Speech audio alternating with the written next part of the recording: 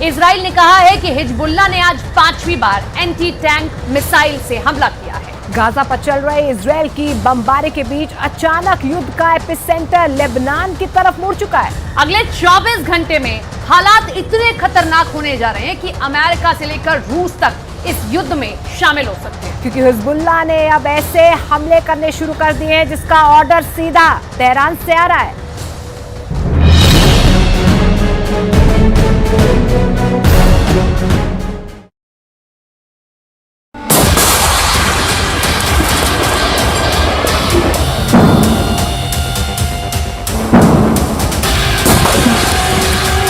صاحب القمر يا حي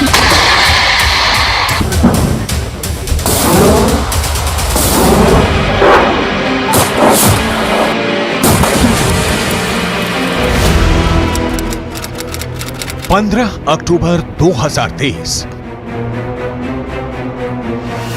Hezbollah एक के बाद एक कई मिसाइल फायर करता है।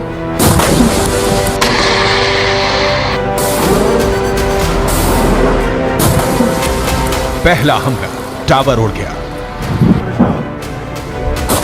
दूसरा हमला रेडार तबाह हो गया। اللهم صل على محمد وآل محمد। तीसरा हमला एक और अड्डा तहस नहस हो गया।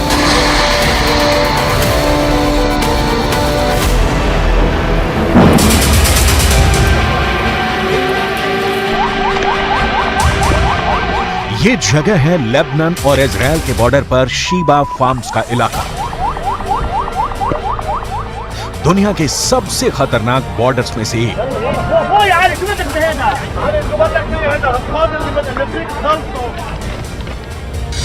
और यहां बने हैं इजराइल के 5 बहुत ही खतरनाक अड्डे। अड्डा नंबर 1, अड्डा नंबर 2, अड्डा नंबर 3, अड्डा नंबर 4, अड्डा नंबर 5। ये जगह गोलान की पहाड़ियों के उत्तर में है और यहाँ पहाड़ों की ऊंचाई 1500 मीटर तक है। नीचे लेबनान का इलाका और यहीं से अटैक लॉन्च किया गया। इस ग्राफिक से समझ सकते हैं इस इलाके की टोपोग्राफी, कौन कहां मौजूद है, कौन सा इलाका किसके पास है।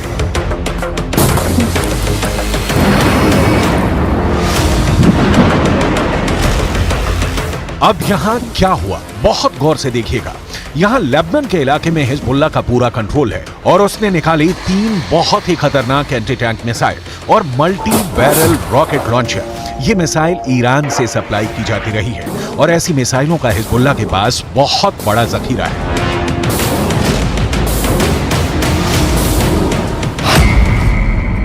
हिजबुल्लाह ने 3 तरह के एंटी टैंक गाइडेड मिसाइलें इस्तेमाल की। ये है कॉर्नेट, इसकी रेंज 5 किलोमीटर तक है। ये रूस की मिसाइल है, लेकिन अब ईरान इसका देसी वर्जन देहलाविया तैयार कर चुका है और ऐसी बहुत सी मिसाइल अब हिजबुल्लाह के पास है। दूसरी है BGM-71 टो एंटी टैंक गाइडेड मिसाइल, रेंज है 3.5 किलोमीटर। यह अमेरिका में बनी मिसाइल है, लेकिन अब इसकी नकल ईरान तैयार कर रहा है और इसने हिजबुल्लाह को सप्लाई की है। तीसरी है 85 कॉनकोर्स, रेंज 4 किलोमीटर। यह भी रूस ने बनाई है और अब ईरान में ये तोसान नाम से तैयार की जा रही है। तीनों मिसाइल बहुत ही घातक हैं और जिस तरह से इन्होंने इजराइल के अड्डे उड़ाए हैं उससे ये बात साबित हो जाती है। हिजबुल्लाह का दावा है कि उसने ये हमला लेबनान में इजराइल के हमले के जवाब में किया। इजराइल के हमले में एक पत्रकार की मौत हुई है, जबकि कई घायल हुए हैं। इस वीडियो में देखा जा सकता है कि कुछ पत्रकार घायल हालत में हैं और पास ही एक गाड़ी जल रही है। इजराइल पर इस हमले का आरोप लगा है।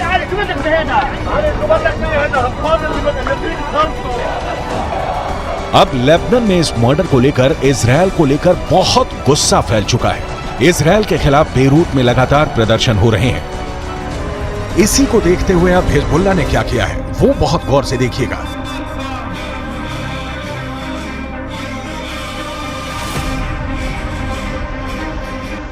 सबसे पहले इजराइल का अड्डा नंबर 1 शतुला इलाके में बने इस अड्डे पर हिजबुल्लाह ने किया पहला हमला।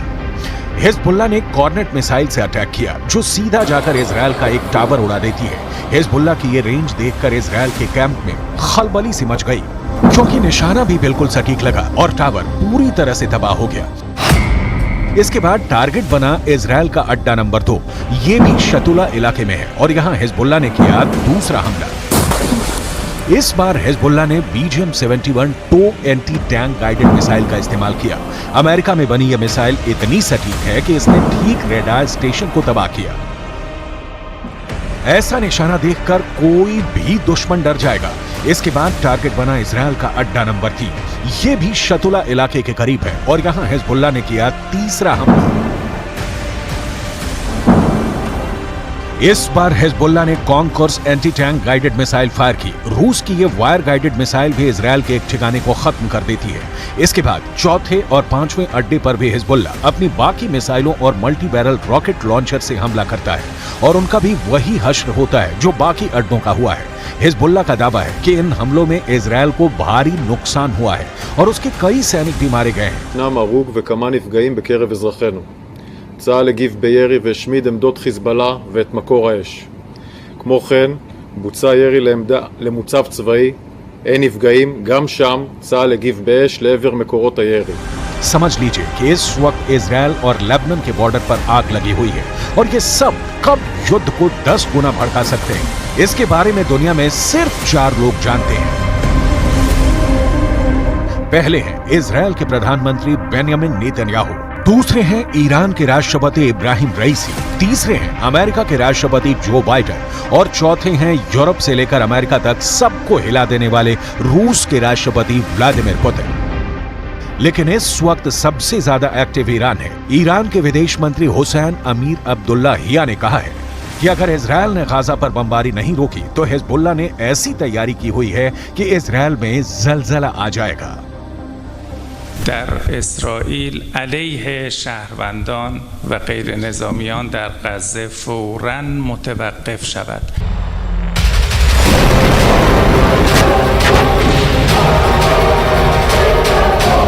ईरान के विदेश मंत्री ने 48 घंटे में वो कर दिखाया है जिसका तेल अवीव से लेकर वॉशिंगटन डीसी तक खौफ फैला हुआ है। इजरायल को लेकर ईरान की वॉर डिप्लोमेसी इस वक्त युद्ध के कई फ्रंट खोल चुकी है। सऊदी अरब के क्राउन प्रिंस मोहम्मद बिन सलमान से ईरान के राष्ट्रपति इब्राहिम रईसी की बातचीत के बाद 48 घंटे में ईरान के विदेश मंत्री ने इराक का दौरा किया, वहां के राष्ट्रपति से मिले। ईरान के विदेश मंत्री ने सीरिया जाकर वहां के राष्ट्रपति से मुलाकात की। हुसैन अमीर अब्दुल्लाहिया फिर लेबनान गए और हिजबुल्लाह की लीडरशिप से मिले। इसके बाद वो कतर आए और वहां के विदेश मंत्री से मीटिंग करने के बाद हमास की लीडरशिप यानी इस्माइल हानिया से मुलाकात की। सवाल है कि क्या 48 घंटे के अंदर ईरान और इजरायल के बीच बड़े युद्ध की तैयारी हो चुकी है?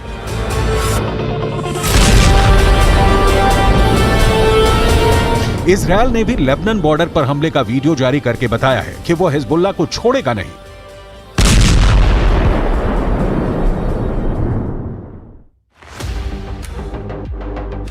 लेकिन अपनी ताकत दिखाने के लिए हिजबुल्लाह ने अपने वीडियो वायरल करने शुरू कर दिए हैं।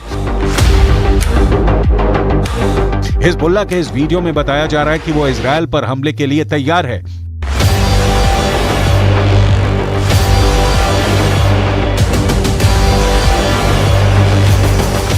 इस वीडियो में हिजबुल्लाह का मैसेज साफ है कि उसका अटैक ऐसा होगा जो इजरायल रोक नहीं पाएगा।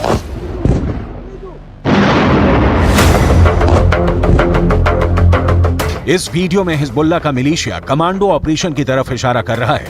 इस वीडियो में हिजबुल्लाह बता रहा है कि उसके कमांडो मोटरसाइकिल पर आएंगे और इजरायल की सेना भागती हुई नजर आएगी।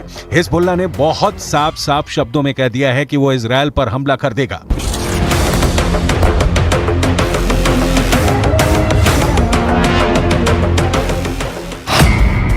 अगर इजरायल की सेना फिलिस्तीन के गाजा में घुसी तो वो उत्तरी सीमा की तरफ से इजरायल पर चढ़ाई कर देगा। इजरायल और लेबनान के बीच करीब 130 किलोमीटर लंबा बॉर्डर है और यहाँ संयुक्त राष्ट्र की शांति सेना तैनात रही है। इसमें भारत की फौज भी शामिल है। इस वक्त इजरायल को गाजा से ज्यादा इस बॉर्डर की टेंशन है, क्योंकि अगर इजरायल गाजा में घुसा तो हिजबुल्लाह उत्तर की तरफ से इजरायल पर हमला बोल देगा। Fighters fired an anti-tank missile towards Israeli troops. There was a short battle and the situation eventually calmed down. Afterwards, Hezbollah sent drones into Israel and also fired surface-to-air missiles against an Israeli aircraft. All of those two attempts were successfully intercepted by the IDF, but the situation on the northern border remains very tense, and we are monitoring the activities of Hezbollah very closely with additional enhanced capabilities in the north, prepared for any eventuality that may happen. दक्षिण Lebanon और उत्तरी Israel के बीच जो border है वहां तनाव बहुत ज्यादा है। यहां अफरा तफरी के बीच खामोशी है जो तूफान से पहले देखी जाती है। इसलिए यहां के लोगों को भी पता है कि बहुत जल्दी युद्ध का एपी सेंटर गाजा से निकलकर लेबनान तक पहुंच सकता है। यहां तैनात संयुक्त राष्ट्र की सेनाएं भी अलर्ट मोड पर हैं। लगातार पेट्रोलिंग हो रही है। इजराइल की सेना ने अपना गोला बारूद तैयार रखा हुआ है। तोपों से जो गोले फायर किए जाएंगे वो पहले से ही रेडी मोड पर रखे गए हैं। इजराइल की रिजर्व फोर्स भी आसपास के इलाकों में तैनात की जा रही है। ये हमवी गाड़ियां हैं जो लगातार यहां तक फौज पहुंचाने में लगी हुई हैं। 2006 के बाद इस बॉर्डर पर इससे ज्यादा तनाव नहीं देखा गया और अब हिजबुल्लाह की वार्निंग के बाद सबकी नजर ईरान पर भी है और उसके एक दोस्त सीरिया पर भी है।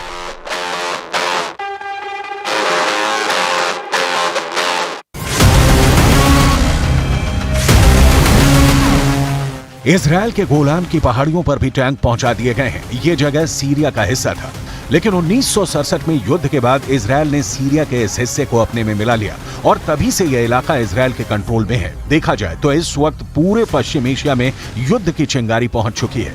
इजराइल से लेकर गाजा और गाजा से निकली ये आग अब लेबनान पहुंच चुकी है। चिंगारी सीरिया और ईरान में भी नजर आ रही है।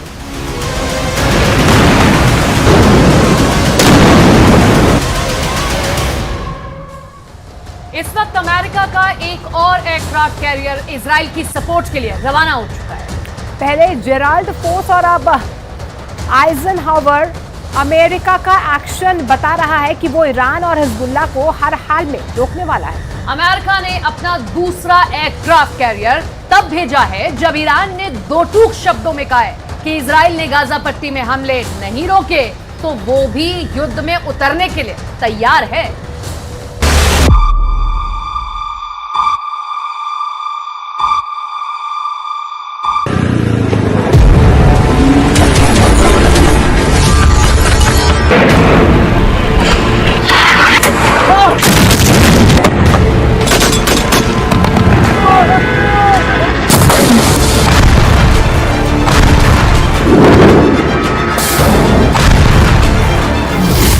इजराइल का इरादा बिल्कुल क्लियर है, हमास के हर आतंकी का नाश।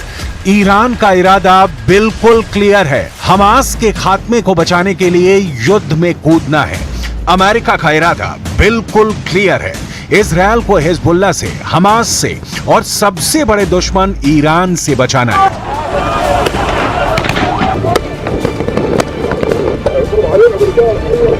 मामला फंस गया है। इजराइल फिलिस्तीन युद्ध का फंदा अब ईरान और अमेरिका के गले में भी फंसता जा रहा है। अमेरिका ने अपना एक और एयरक्राफ्ट कैरियर भूमध्य सागर में उतार दिया है। आइजनहावर अमेरिका का दूसरा एयरक्राफ्ट कैरियर है जो भूमध्य सागर पहुंचने वाला है। इस एयरक्राफ्ट कैरियर की डिटेल जानकर आप चौंक जाएंगे कि यह किस कदर का शक्तिशाली है। लेकिन इस एयरक्राफ्ट कैरियर की डिटेल में जाने से पहले जो बाइडेन के भेजे इस युद्धपोत के भूमध्य सागर में उतरने की टाइमिंग समझ लीजिए। यह समझना बहुत जरूरी है क्योंकि रणभेरी बच गई है। ईरान और अमेरिका किसी भी वक्त एक दूसरे के खिलाफ मैदान में उतर सकते हैं। यूएसएस ड्वेट डी एइजनहावर CVN 69 अमेरिका ने इजराइल के सपोर्ट के लिए तब भेजा है जब ईरान ने इजराइल को खुली धमकी दी है, युद्ध में कूदने की धमकी। ईरान ने कहा है कि इजराइल गाजा पट्टी पर तत्काल हमले बंद करे वरना वो हमास के सपोर्ट में मैदान में उतरेगा। بر اساس درکم از واقعیت مقاومت به جنایتکاران جنگی و حامیان آنها در منطقه هشدار می‌دهم که تا دیر نشده جنایات جنگی رژیم کودککش جعلی در اسرائیل علیه شهروندان و غیر نظامیان در غزه فوراً متوقف شود. شاید ساعات دیگر خیلی دیر باشد.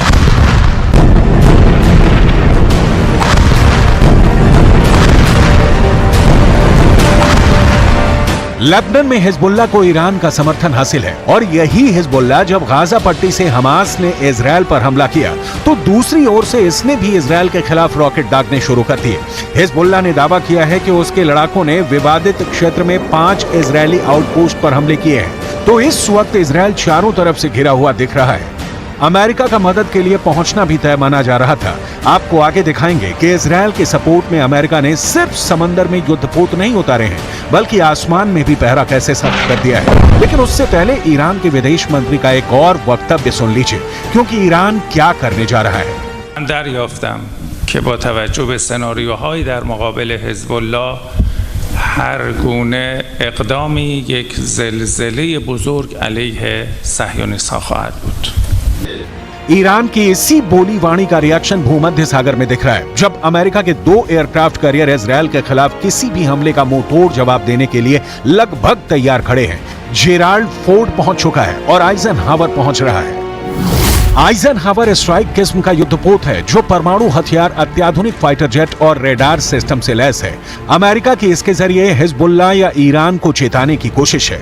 अमेरिका इजरायल की यारी की कहानी भी बहुत दिलचस्प है, लेकिन उसकी डिटेल आगे, क्योंकि दुनिया भर के एक्सपर्ट को इस वक्त चिंता सता रही है कि रूस यूक्रेन युद्ध में एक देश ही परमाणु शक्ति संपन्न है। फिलिस्तीन इजरायल युद्ध में तो कई परमाणु शक्ति संपन्न देश एक साथ टकरा सकते हैं। उसके बाद क्या होगा? मंथन जारी है, यूएन खुला है, यूरोपियन यूनियन विचार कर रहा है, ईरान अमेरिका का आमना सामना टालने की तैयारी शुरू हो चुकी है। लेकिन इस बीच ईरान से लेकर लेबनान तक खोल रहा है। इस समय युद्धपोत जेराल्ड फोर्ड पहले से ही पूर्वी भूमध्य सागर की निगरानी कर रहा है और अब एक और महाशक्तिशाली युद्धपोत इजरायल के सपोर्ट के लिए अमेरिका की तरफ से आ रहा है। अमेरिका को भी यह स्पष्ट हो चुका है कि अगर इजरायल के पक्ष में खड़े नहीं हुए तो ईरान हमास और हिजबुल्ला के बल पे इजरायल को कमजोर कर सकता है। अमेरिका खुलकर फ्रंट पर खेल रहा है और ईरान के राष्ट्रपति इब्राहिम रईसी भी पीछे नहीं है। कहा जा रहा है कि अमेरिका इजरायल और सऊदी अरब के बीच दोस्ताना संबंध स्थापित कर ईरान को अलग थलग करना चाहता था। ईरान इस वक्त जिस हमास के समर्थन में उतरा है उसकी आवाज बंद करना चाहता था, लेकिन इस बीच ईरान ने खेल खत्म कर दिया। हमास ने इजरायल को घर में घुसकर मारा और अब इजरायल हमास को उसके घर में घुसकर मार रहा है। अमेरिका इस काम में इजरायल के साथ खड़ा है। अमेरिका के रक्षा मंत्रालय का कहना है कि हिजबुल्ला या ईरान को हमास से हाथ मिलाने से रोकने के लिए अमेरिका ने दूसरा युद्धपोत भेजने का फैसला किया है। दूसरा परमाणु संचालित युद्धपोत भेजकर अमेरिका ने हमास आतंकवादी समूह के समर्थकों को एक मजबूत संदेश भेजा है और यह सुनिश्चित किया है कि यह संघर्ष गाजा से पश्चिम एशिया के अन्य हिस्सों तक न फैले। अमेरिका युद्ध रोकने की कोशिश कर रहा है या युद्ध भड़काने की सूरत में इजरायल के समर्थन के बहाने ईरान को हमेशा के लिए खामोश करना चाहता है। ये तो एकदम सीधी सी बात है। जो 2 एयरक्राफ्ट कैरियर अमेरिका ने इजराइल भेजे हैं, भूमध्य सागर में उनकी तैनाती युद्ध वाली कहानी ही बयां करती है। अब हम आपको बताते हैं जिनमें से एक आइजनहावर एयरक्राफ्ट कैरियर परमाणु ऊर्जा से ये लैस है, मतलब यूएसएस आइजनहावर परमाणु ऊर्जा से लैस है। 3D रडार से लैस इसकी जंगी जहाज में टारगेट को इंटरसेप्ट करके नष्ट करने की क्षमता रखता है। इसकी ऊंचाई है 244 फीट यानी 74 मीटर। इसकी रफ्तार 56 किलोमीटर प्रति घंटा है। आइजनहावर पर एडवांस फाइटर तैनात हैं। इस पर 56 फाइटर जेट और हेलीकॉप्टर तैनात किए जा सकते हैं। ये इसकी क्षमता है। इसी के साथ में ये वही वॉरशिप है जिसने खाड़ी युद्ध में अहम भूमिका निभाई थी। आइजनहावर में 1977 से अमेरिका नौसेना में है, तो आप समझ गए होंगे कि कितना महत्वपूर्ण है ये एयरक्राफ्ट कैरियर जो अमेरिका की ओर से भेजा गया है। अमेरिका के पास दुनिया का सबसे शक्तिशाली नौसैनिक बेड़ा है। अमेरिका इसकी ताकत का एहसास पूरी दुनिया को कराता रहा है। इजरायल के साथ अमेरिका के खड़ा नहीं होने की दशा में इजरायल का अस्तित्व बच पाएगा कहना मुश्किल है, क्योंकि इजरायल पर ईरान जैसे देशों की गिद्ध दृष्टि जमी रहती है। ईरान जैसे देश अब तक कबूल नहीं कर पाए हैं कि अरबों के बीच एक यहूदी देश बसा है। यही कारण है कि हमास और हिजबुल्ला जैसे संगठनों को खाद पानी देकर ईरान उन्हें पालता रहा है, और यही वजह है कि अब अमेरिका अपनी हैसियत दिखा रहा है।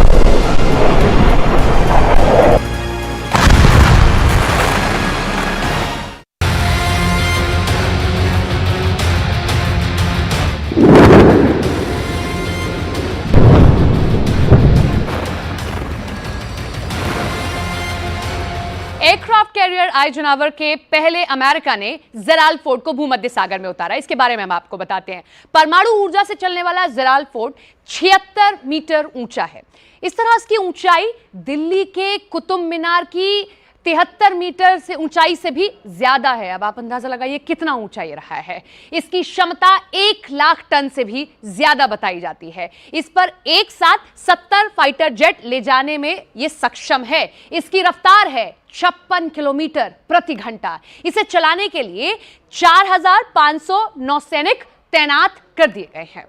एयरक्राफ्ट कैरियर आइजनहावर और जेराल्ड फोर्ड दोनों वॉरशिप परमाणु शक्ति से संचालित हैं और क्षेत्र में किसी भी प्रमुख शक्ति से मुकाबला करने के लिए भूमि पर हमला करने वाली मिसाइलों और F-18 लड़ाकू विमानों में सैन्य शक्ति रखते हैं। अमेरिका के रक्षा मंत्री लॉयड ऑस्टिन ने कहा है कि स्ट्राइक ग्रुप को आदेश दिया है कि वो भूमध्य सागर में उत्तर में अपनी पोजीशन ले ताकि इस युद्ध को बढ़ने से रोका जा सके। इजरायल युद्ध नहीं फैलने से रोकने की बातों के बीच समंदर और आकाश दोनों में सुपर एक्टिव है। इजरायल गाजा को मिट्टी में मिला रहा है और अमेरिका समंदर और आसमान से उसकी निगरानी कर रहा है। समंदर में इजरायल को अमेरिका का सपोर्ट दिखा, अब आसमान में देखिए। यूएस एयरफोर्स सेंट्रल ने मध्य पूर्व क्षेत्र में F-15E लड़ाकू जेट और A-10 ग्राउंड अटैक जेट की तैनाती की घोषणा की है। यूएस सेंट्रल कमांड के एक सोशल मीडिया पोस्ट में कहा गया है कि A-10 इस क्षेत्र में पहले से मौजूद विमान के एक अन्य स्क्वाड्रन में शामिल होगा।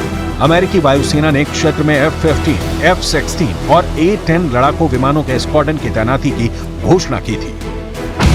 अमेरिकी बल की स्थिति में वृद्धि इजरायल की सुरक्षा के लिए संयुक्त राज्य अमेरिका की दृढ़ प्रतिबद्धता और इस युद्ध को बढ़ाने की कोशिश करने वाले किसी भी राज्य या गैर राज्य को रोकने के हमारे संकल्प का संकेत है।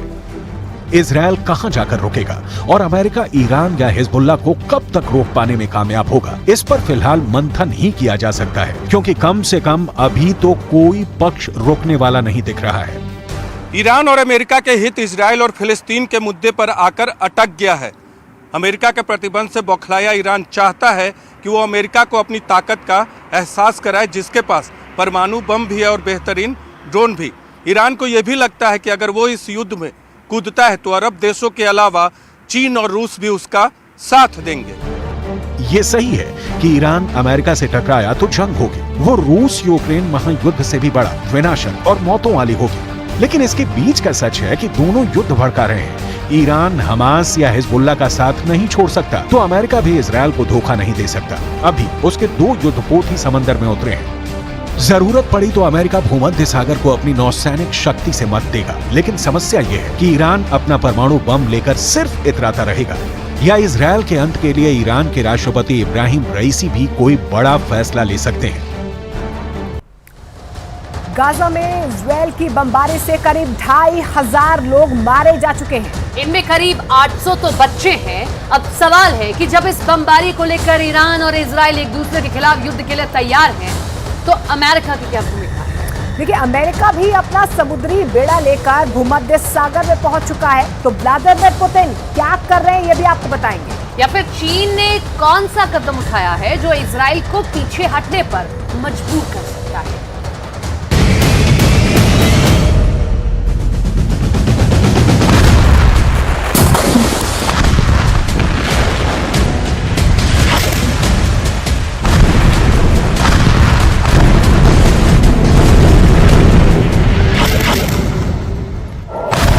गाजा का जमीनी महायुद्ध छेड़ने वाला है।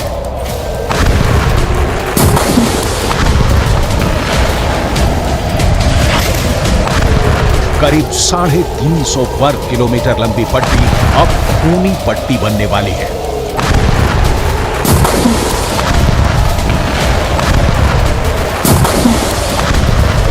और इसीलिए इजरायल के प्रधानमंत्री बुलेट प्रूफ कवच पहनकर खुद आर्मी के कैंप में पहुंच गए। नेतन्याहू इजरायल के सैनिकों से मिले, कमांडर से मिले और उनसे कहा कि युद्ध की तैयारी पूरी कर लो, महासमर का वक्त आ गया है। अब अगले चरण में गाजा पट्टी के अंदर घुसकर हमास को चुन चुन कर मारने की बारी आ गई है।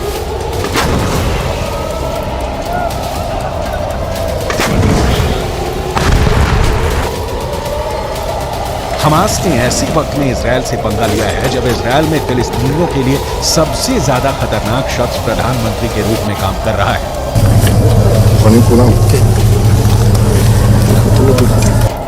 और यही इस वक्त नजर भी आ रहा है। फिलिस्तीन और अरब देशों के अखबार गाजा पट्टी की जो खबरें छाप रहे हैं उसके मुताबिक अब तक गाजा पट्टी के अंदर करीब 2500 से ज्यादा लोग मर चुके हैं। गाजा पट्टी के अंदर अब तक 700 से ज्यादा बच्चे मर चुके हैं, 450 से ज्यादा महिलाएं मर चुकी हैं। कई अरबी भाषा के अखबार दावा कर रहे हैं कि जितने लोग भी गाजा पट्टी के अंदर मारे जा रहे हैं उनमें से 66% महिलाएं और बच्चे हैं।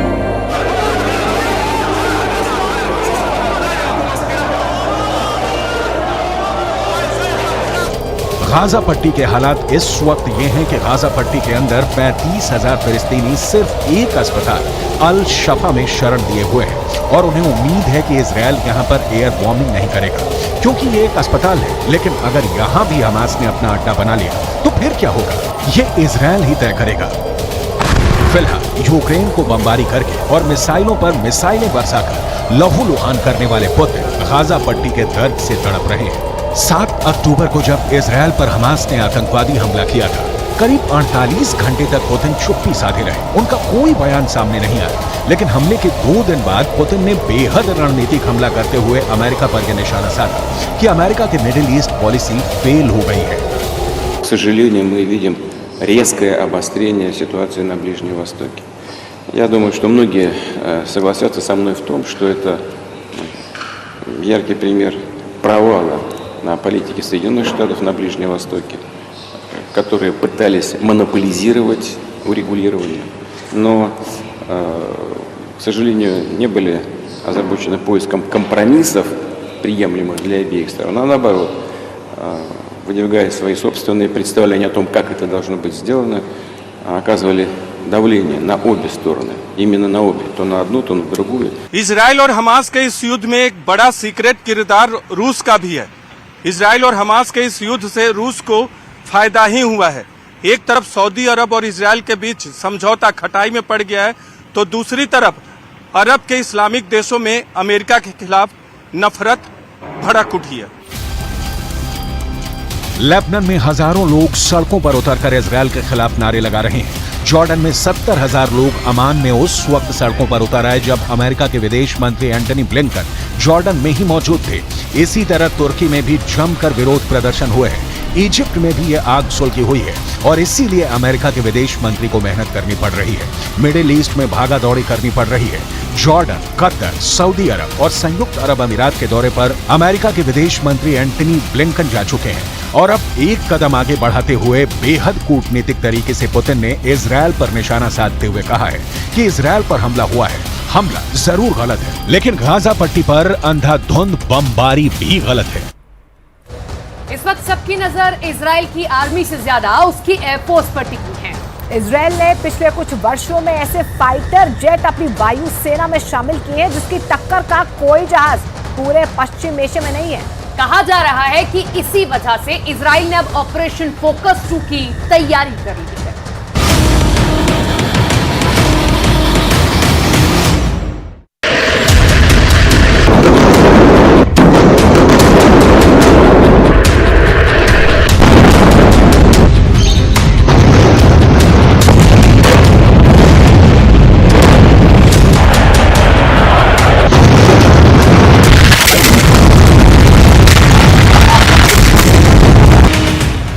घंटे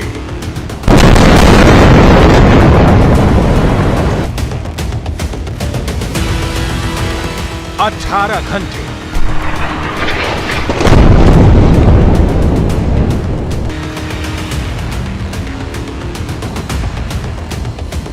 24 घंटे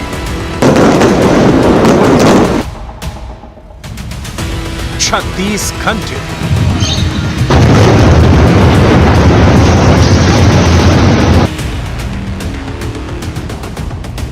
48 घंटे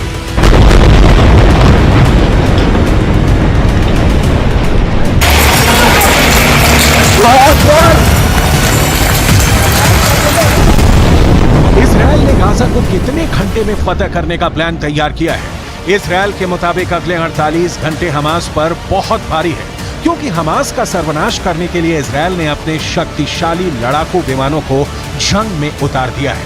गाजा की तबाही की जो तस्वीरें सामने आ रही हैं, उससे ये बात शीशे की तरह साफ हो गई है कि इजरायल के लड़ाकू विमानों ने गाजा का सर्वनाश शुरू कर दिया है।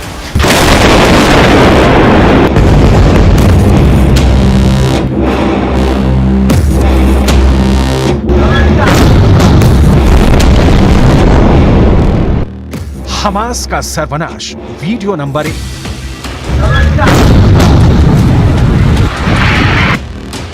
हमास का सर्वनाश, वीडियो नंबर 2।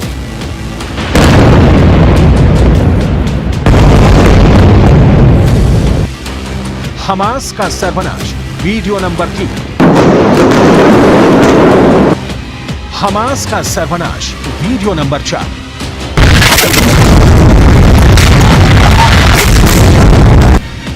हमास का सर्वनाश, वीडियो नंबर 5।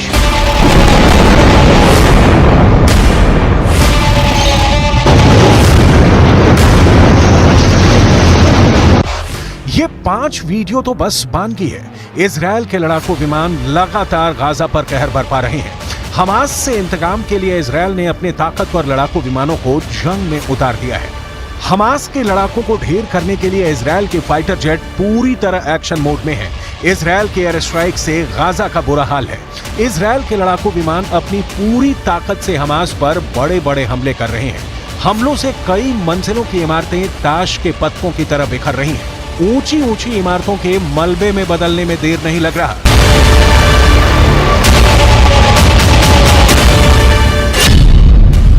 इजरायल एयरफोर्स के मुताबिक पिछले 20 घंटों में 2400 से अधिक हमास के ठिकानों पर एयर स्ट्राइक की गई है। इस एयर स्ट्राइक में इजरायल की तरफ से 2000 टन बम गिराए गए हैं।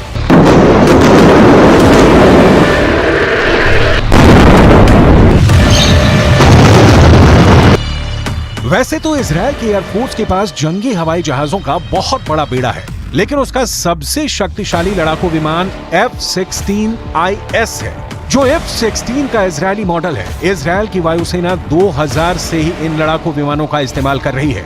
इन 23 वर्षों में इजरायल के पायलट को F-16 से दुश्मन देश को मलबे में बदलने की महारत हासिल कर ली है। F-16 की गिनती दुनिया के सबसे सुरक्षित और भरोसेमंद लड़ाकू विमानों में होती है। दावा किया जाता है कि अमेरिका में बना F-16 लड़ाकू विमान अगर अपने पर आ जाए तो किसी भी लड़ाई का रुख मोड़ सकता है। F-16 के इजरायली मॉडल में इजराइल के दुश्मनों को ध्यान रखकर कुछ खास बदलाव किए गए, वो हम आपको बताते हैं। इसकी रफ्तार है 2414 किलोमीटर प्रति घंटा। आप अंदाजा लगाइए कितनी तेज है। और इसके साथ ही इसकी रेंज है 4220 किलोमीटर, यानी एक उड़ान से ये इतनी दूर जाकर हमला कर सकता है। यानी 4220 किलोमीटर रेंज में ये दुश्मन का सफाया कर सकता है। F-16 एडवांस हथियारों से लैस लड़ाकू विमान है।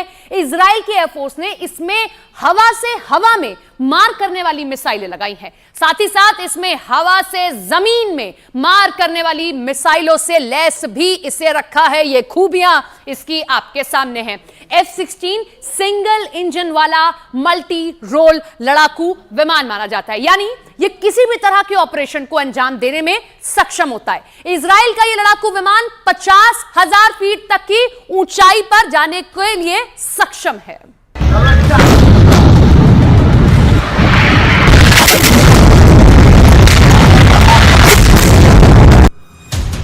F-16 सिंगल इंजन वाला मल्टी रोल लड़ाकू विमान है, यानी ये किसी भी तरह के ऑपरेशन में काम कर सकता है। दिन हो या फिर रात, गर्मी हो या फिर बरसात, अमेरिका से इजरायल को मिला ये खास लड़ाकू विमान किसी भी मौसम में बम और मिसाइलों से हमला कर सकता है।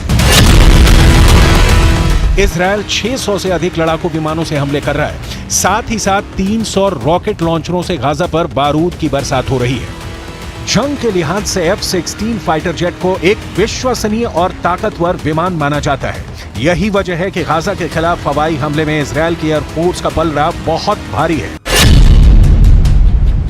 F-16 फाइटर जेट की लंबाई 49 फीट 5 इंच और चौड़ाई 32 फीट 8 इंच है। ये एडवांस रेडार सिस्टम से लैस है। इस लड़ाकू विमान का वजन 9.2 टन है और ये एक बार में 21.7 टन वजन लेकर उड़ सकता है। ऐसा पहली बार नहीं है जब इजरायल के लड़ाकू विमानों ने रणभूमि में अपनी ताकत दिखाई है। इससे भी पहले दुनिया इजरायल के लड़ाकू विमानों का लोहा मान चुकी है। 1956 से लेकर अभी तक कैसे इजरायल के लड़ाकू विमानों ने अपना युद्ध कौशल दिखाया है, इसे आगे बताएंगे भी और दिखाएंगे भी। लेकिन उससे पहले अभी इजरायल के एयरफोर्स के सामने कितनी बड़ी चुनौती है, इसे समझना जरूरी है। फिलिस्तीन के साथ जंग में इजरायल के लड़ाकू विमानों का सामना ईरान के फाइटर जेट से हो सकता है। इजरायल के लड़ाकू विमानों को जवाब देने के लिए सीरिया के जंगी जहाज भी सामने आ सकते हैं।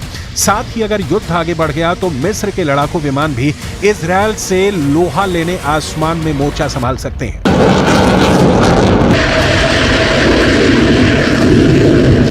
कहते हैं लड़ाकू विमान किसी भी युद्ध का रुख बदल देते हैं। अगर फाइटर जेट बारूद बरसाना शुरू कर दे तो दुश्मन देश के लिए सबसे बड़े सिरदर्द साबित होते हैं। युद्ध की भाषा में कहा भी जाता है कि चाहे जंग का तरीका कितना भी क्यों न बदल जाए, युद्ध में बढ़त लेने के लिए लड़ाकू विमान सबसे कारगर साबित होते हैं। इजरायल के पास कुल 601 लड़ाकू विमान हैं, जिसमें सबसे अधिक 175 F-16 फाइटिंग फाल्कन लड़ाकू विमान है।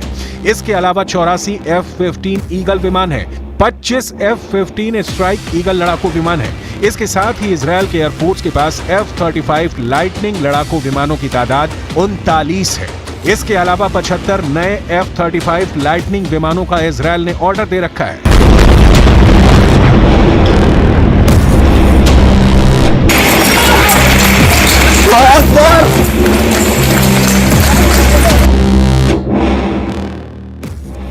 F-16 फाल्कन को दुनिया के भरोसेमंद फाइटर जेट्स में से एक माना जाता है। यही वजह है कि इजरायल के हौसले बुलंद हैं। इजरायल की वायुसेना इन विमानों से गाजा में लगातार बम बरसा रही है। मिसाइलों से हमास के ठिकानों को निशाना बना रही है। गाजा की धरती पर आई ये बारूदी तबाही इसकी गवाही भी दे रही है। इससे पहले भी इजरायल की वायुसेना जंग में अपनी ताकत का मुजाहिरा कर चुकी है। आज जो इजरायल की सीमाएं हैं वो साल 1967 में हुए उस खास युद्ध के बाद आकार ली, जिसमें इजरायल अकेला 6 दिनों तक 3 मुस्लिम देशों से लड़ता रहा। तब इजरायल ने एक साथ सीरिया, मिस्र और जॉर्डन को हराकर अपना वर्चस्व स्थापित किया था। 1967 में हुई उस जंग में इजरायल ने सबसे पहले अपने लड़ाकू विमानों से मिस्र पर एयर स्ट्राइक किया था, जिसके बाद 6 दिन तक भीषण संग्राम हुआ और मिडिल ईस्ट का नक्शा बदल गया। इस बार भी इजरायल की एयरफोर्स ने गाजा के खिलाफ अपनी पूरी ताकत झोंक रखी है, जिसका साइड इफेक्ट गाजा की धरती पर साफ साफ दिख रहा है।